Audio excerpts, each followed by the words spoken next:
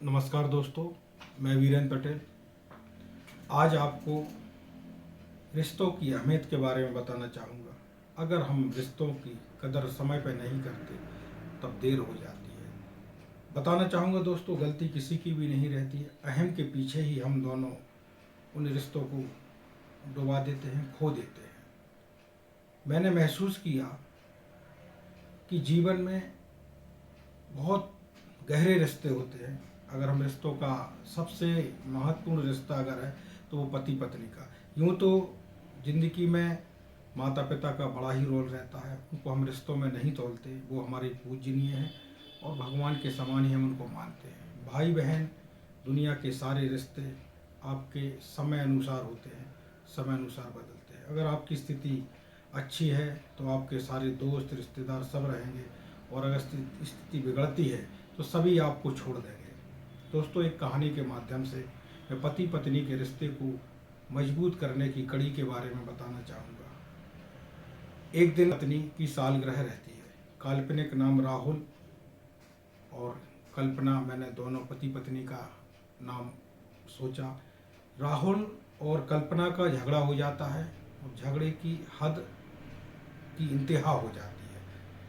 उनकी वर्षगांठ के दिन ही दोनों झगड़े के कारण वह बेगर खाना खाए राहुल घर से निकल जाता है, और उसकी पत्नी कल्पना इस बात से परेशान होकर हालात से लड़ने की बजाय वह निर्जीव बस्तियों पर अपना गुस्सा उतारने लगती है।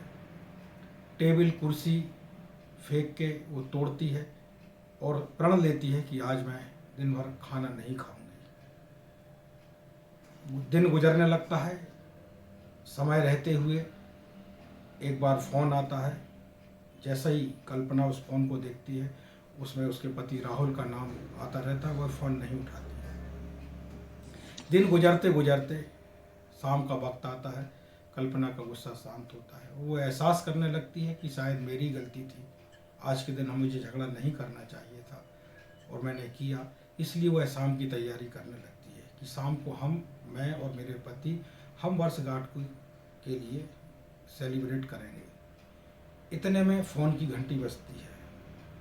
फ़ोन की घंटी जाने के बाद कल्पना जब फ़ोन उठाती है तो उधर से दूसरी ओर से आवाज़ आती है कि आप राहुल के यहाँ से बात कर रही हैं। वो कल्पना कहती है, जी मैं उनकी पत्नी बात कर रही हूँ। जैसे ही उन्होंने कहा कि मैं पत्नी बात कर रही हूँ, तो आगे से आता है कि आपके पति का एक्सीडेंट हो गया और वो हॉस्पिटल में है, आप प्लीज़ जल्दी आ जाइए। यह सुनकर कल्पना के होश हवास उड़ जाते हैं, उसकी स्थिति बिगड़ जाती है। संभलते हुए वह बात करती है कि किस हॉस्पिटल में और यह सब कैसे हुआ है। यह सुनते ही उसने बताया कि रेलवे स्टेशन के पास एक हॉस्पिटल है, वहाँ आपके प्रति, चूँकि मैं बताना तो नहीं चाह रहा था लेकिन मैं बता रहा हूँ कि आपके पति की मृत्यु हो गई है एक्सीडेंट के दौरान। इतने में बाहर से घंटी की आवाज़ आती है। वह दौड़ के जाती है और दरवाज़ा खोलती है, लेकिन इतने में दोबारा फ़ोन की घंटी बजने लगती है। दरवाजे को खोलकर वह फिर फ़ोन के पास आती है और आगे से आवाज़ आती है कि अब आप जल्दी से जल्दी आ जाइए, क्योंकि आपके पति का फ़ोन और पर्स भी यहाँ पर मिल गया है। वह रोने लगती है, चिल्लाने लगती है और ईश्वर से माफ़ी मांगती है, ईश्वर हमें इतनी बड़ी सज़ा आज आपने दी, हम मुझे माफ़ कर दें। अचानक उसको याद आता है कि अभी घंटी बजी थी, घर में कौन आया। जैसे ही वो बाहर देखने जाती है तो उससे कोई नहीं दिखता। वो हैरान परेशान हो जाती है। उसको एहसास होने लगता है कि जब जिसको प्रेम करता है, प्रेम करने वाला व्यक्ति की आत्मा एक बार उससे मिलने जरूर आती है। यह सोच के बहुत ज़ोर से रोने लगती है, चिल्लाने लगती है। अचानक बाथरूम में से आवाज़ आती है, कल्पना प्लीज़ जल्दी से चाय बना दो, आज मेरा दिन ही खराब था, कि मेरा पर्स भी चोरी हो गया था और मोबाइल भी चोरी हो गया। प्लीज़ मेरे को चाय बना दो। कल्पना दौड़ती हुई बाथरूम की ओर जाती है और अपने पति को देखकर उससे लिपट कर रोने लगती है।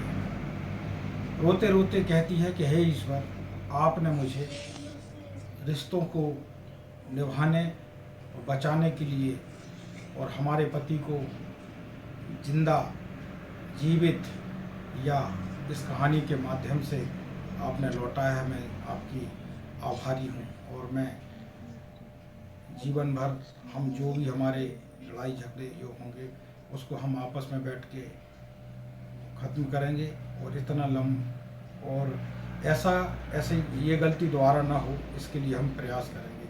दोस्तों, कहानी से यह शिक्षा मिलती है कि हम झूठे अहम के वजह से रिश्तों की महानता को हम भूलते जाते हैं। रिश्ते वो चीज़ हैं जो ईश्वर बना के भेजता है।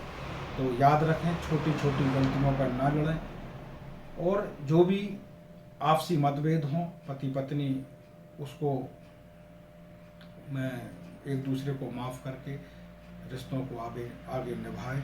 साथ ही यह भी बताना चाहूँगा, इस कहानी से हम सबको प्रेरणा लेना चाहिए कि सबसे मजबूत रिश्ता पति पत्नी का होता है। जब तक कोई व्यक्ति हमारे आसपास होता है उसकी अहमियत नहीं होती है। जब वह व्यक्ति हमारे साथ से चला जाता है तब उस चीज़ का एहसास होता है। तो खोने से पहले उस एहसास को महसूस करते हुए आप रिश्तों को निभाएं।